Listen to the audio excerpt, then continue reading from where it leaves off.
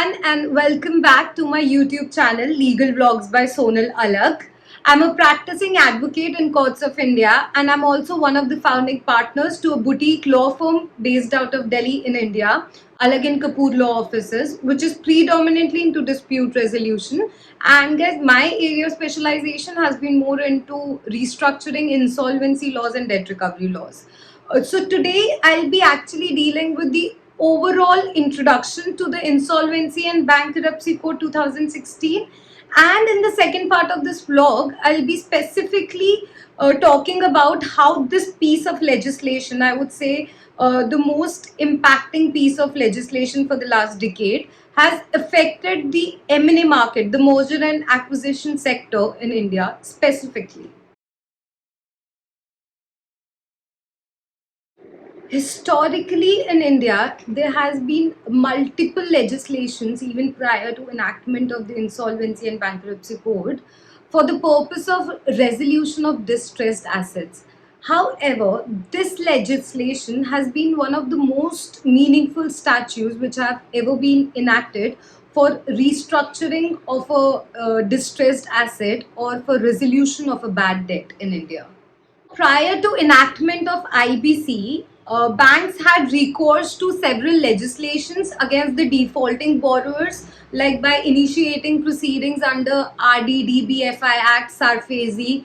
This, along with all the schemes that were running under RBI or CDR, Strategic Debt Recovery, all of these combined together also could not give any meaningful resolution in a time-bound manner, and therefore all of these legislations running together was leading to a situation where there existed a multiplicity of proceedings, and B, it led to a huge massive debt bubble in India, and therefore this legislation, being the need of the hour, came into picture and Insolvency and Bankruptcy Code 2016 was enacted. As I also spoke about this in my previous blog, that IBC works in a very time-bound prescribed manner, that is 270 plus 90 days extension period. So it's a very time-bound process. So once any creditor files an application or a petition before the adjudicating authority for initiating insolvency, the adjudicating authority, that is National Company Law Tribunal, has to either admit it or either has to reject it. So once an adjudicating authority actually admits the petition, they have to compulsorily declare a moratorium on the assets of the corporate debtor and also on all the litigations that that company is involved in at that point of time. And also they appoint an interim resolution professional. On appointment of the IRP, he takes over the board and he takes over all the operation and management of that company. Now, IRP has to issue a preliminary information memorandum which has details about that insolvent company, and also he has to issue a public announcement within 3 days.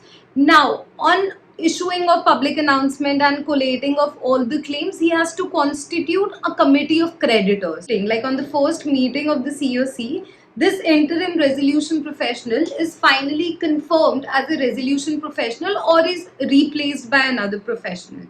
The main aim of this committee of creditors is work towards a full-time resolution plan for this company, because whatever the resolution plan may be that a bidder brings in for this company has to be approved by this very committee of creditors. Now, this committee of creditors approves a resolution plan which is strictly basis their commercial wisdom. There is no structure which is given as such under the law what should be a resolution plan structure. However, we have seen lately the Supreme Court of India has actually directed the Insolvency and Bankruptcy Board to come up with some rules and regulations which actually give some parameters to this commercial wisdom of the committee of creditors. But structure of the resolution plan can be anything. It can be a financial or a business restructuring proposal. It can be changing the capital structure. It can be realigning the equity of the company, or raising of new debts or any kind of merger or acquisition. So once a COC approves a resolution plan, the same is put before the adjudicating authority, and after final approval of the adjudicating authority, the resolution plan is implied and its application starts. So now we come to a situation that where the committee of creditor does not actually approve the resolution plan. They couldn't find any plan which was according to their commercial wisdom, which was feasible for the company, or there is a situation where the adjudicating authority thinks that this plan cannot be practically applicable, practically feasible, or this plan is not compliant with any law of the country. And in such kind of a situation where there is no resolution plan, then the company is actually goes into compulsorily liquidation. So that is the overall perspective to the insolvency and the bankruptcy code. IPC has been a much needed legislation in India, especially because it was need of the hour that we need a legislation that not only preserves your asset, also maximizes the value of your asset while keeping your company as a going concern, while restructuring it and helping it to come out of the distress that asset is in. And this was very well required in India.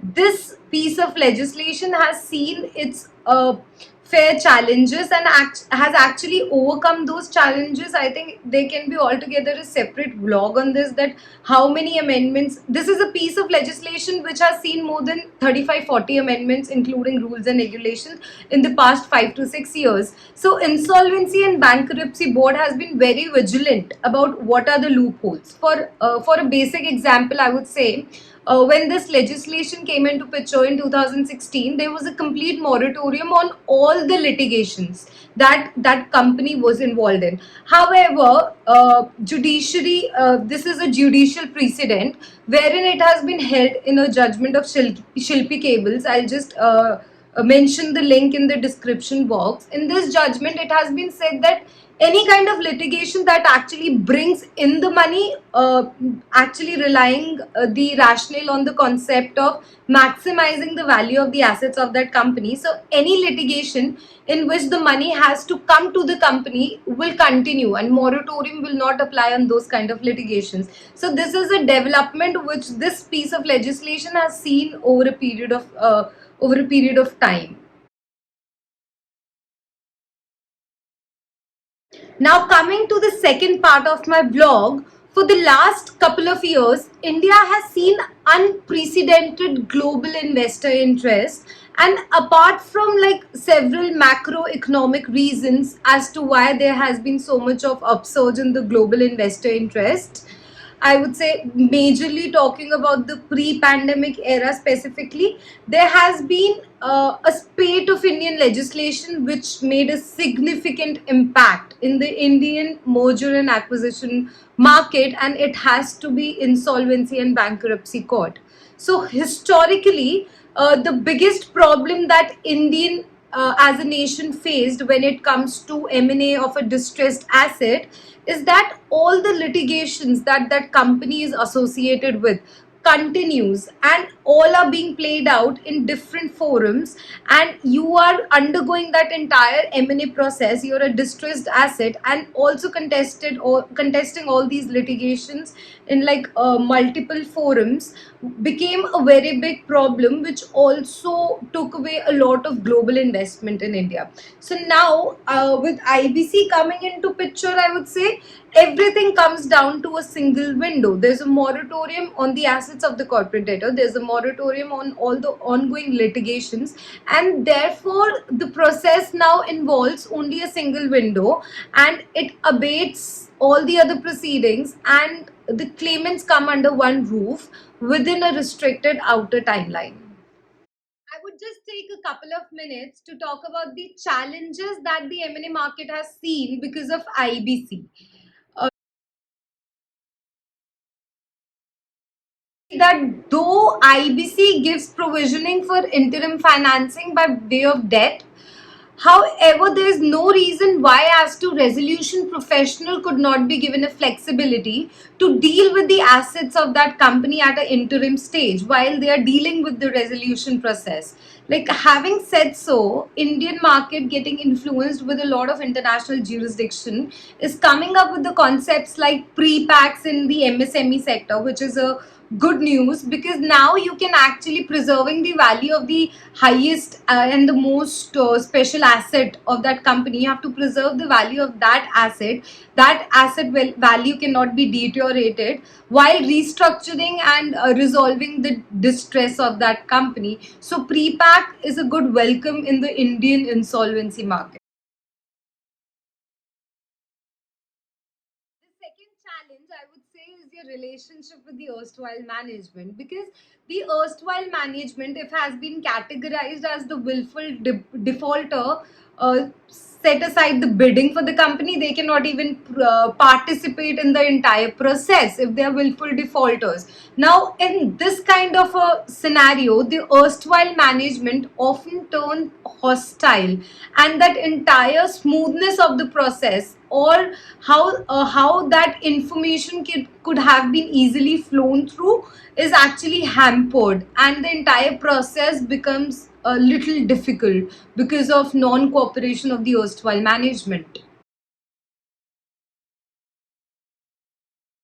The third challenge, I would say, is that most of these distressed assets belong to some kind of a regulated sector of the economy, and therefore government has to take major efforts against all these agencies and towing them in a single line of making the resolution process, the resolution plan a success by giving all the requisite licenses and sanctioning all the compliances and whatever role the government authorities or agencies have to play in this.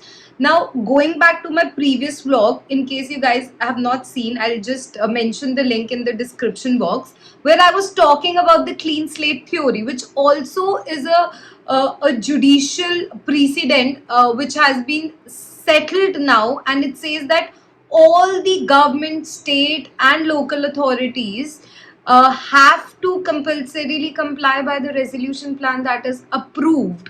So, therefore, a major role is also played by government in by giving all the requisite sanction and trying to ease out the entire process.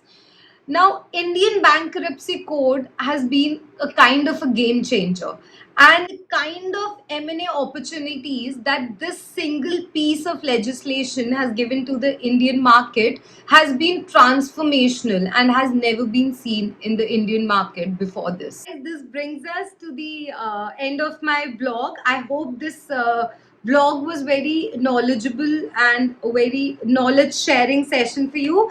Also, I really want to mention that I was really happy with the kind of response I got from my previous vlog, and so many interesting questions which actually made me personally do some research, and I tried to answer all the questions that came up to me. So with this vlog also, in case you have any questions with respect to the overall introduction to the insolvency code or its impact on the M&A market, or even if you have any questions on the clean slate theory, my previous vlog, please put them down in the comment box. I'll try and answer to all the questions and all the queries. You can also reach out to my coordinates mentioned in my blog for any kind of queries. And till then, I think I'll be meeting you soon in my next vlog. Please stay positive and stay motivated. Thank you.